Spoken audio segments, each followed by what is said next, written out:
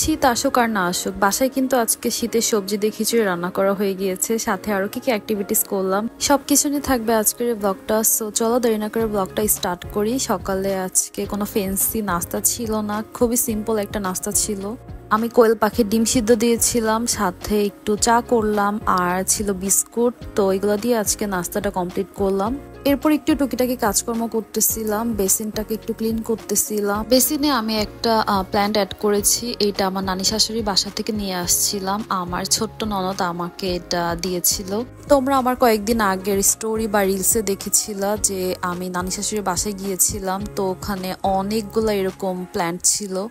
ওইখান থেকে আমি ইনডোর প্ল্যান্টগুলো কালেক্ট করেছিলাম। আমি এগুলাকে নিয়ে আসার পর দুদিন এভাবেই রেখেছিলাম, পরে এগুলাকে আবার ক্লিন করে সুন্দর করে রাখছিলাম।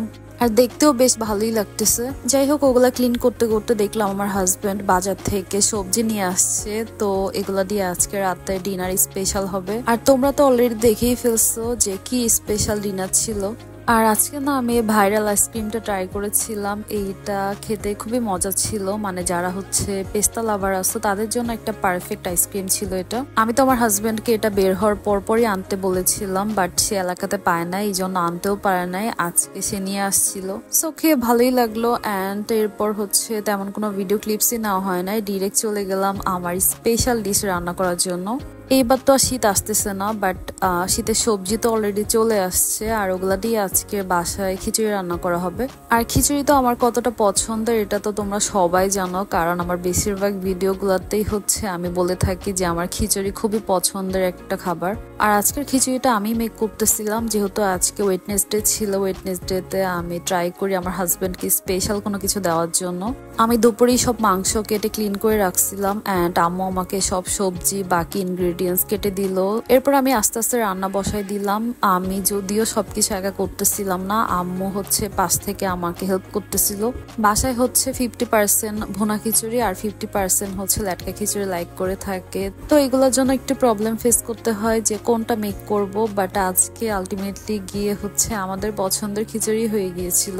আমি পার্সোনালি একটু নরম খিচুড়ি লাইক করে থাকি, অ্যান্ড এটা আলটিমেটলি গিয়ে একটু নরমই হয়েছিল, তো একটু খুশি হয়ে গিয়েছিলাম। আর এই যে আমি মাংসটাকে খুব ভালো করে মশলা দিয়ে কষিয়ে ফেললাম, অ্যান্ড এরপরে হচ্ছে সবজি অ্যাড করে দিলাম।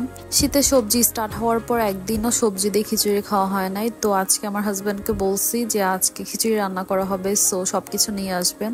আস্তে আস্তে করে আমার সবজিটাকেও কষিয়ে ফেললাম, অ্যান্ড এরপর হচ্ছে চালটাকে অ্যাড করে দিলাম। এখানে চাল আর হচ্ছে 2 রকমের ডাল ছিল। এটাকে কিছুক্ষণ ভেজে পানি অ্যাড করে দিলাম। আর পানি অ্যাড করার দায়িত্ব কিন্তু আমি কখনোই নেই না, এটা হচ্ছে আম্মু অ্যাড করেছিল। খিচুড়িটা হাফ হওয়ার পর এখানে আমি টমেটো অ্যাড করে দিয়েছিলাম, অ্যান্ড এটাকে একটু পরপরে উল্টে পাল্টে দিচ্ছিলাম, না হলে ডিশ দিয়ে লেগে যাচ্ছিল। অ্যান্ড সবশেষে ধনেপাতা অ্যাড করে এটাকে কিছুক্ষণের জন্য হালকা আঁচে বসাই দিলাম। তোমরা জাস্ট খিচুড়ির লোকটা দেখো কত সুন্দর লাগতেছে, আর এটা থেকে যে কি পরিমাণ ভালো একটা স্মেল আসতেছিল। আমি তো ওয়েটই করতে পারতেছিলাম না এটাকে খাওয়ার জন্য, তো আজকে একটু আর্লি ডিনারই করে ফেলছিলাম। সো আমি একটু সুন্দর করে প্লেটিং করলাম, আমি খিচুড়িটাকে নিয়ে নিলাম, আর সাথে একটা মজা করে সালাদ করেছিলাম চিকন করে, তো ওইটাও নিয়ে নিচ্ছিলাম। আর সাডেনলি হচ্ছে পাশের বাসার ভাবি হচ্ছে হাঁসের মাংস দিয়েছিল, তো ওইটাও অ্যাড করে দিলাম। আর তোমাদের এটা দেখে কার কার খেতে ইচ্ছে করতেছে তারা কিন্তু এখনই বানিয়ে খেয়ে ফেলতে পারো, কজ শীতের সিজন মাত্র স্টার্ট হয়েছে। আর আজকে আমার ব্লগটা এই পর্যন্তই ছিল। আই হোপ আমার ভিডিও তোমাদের ভালো লেগেছে। Please don't forget to like, comment and share. Bye by.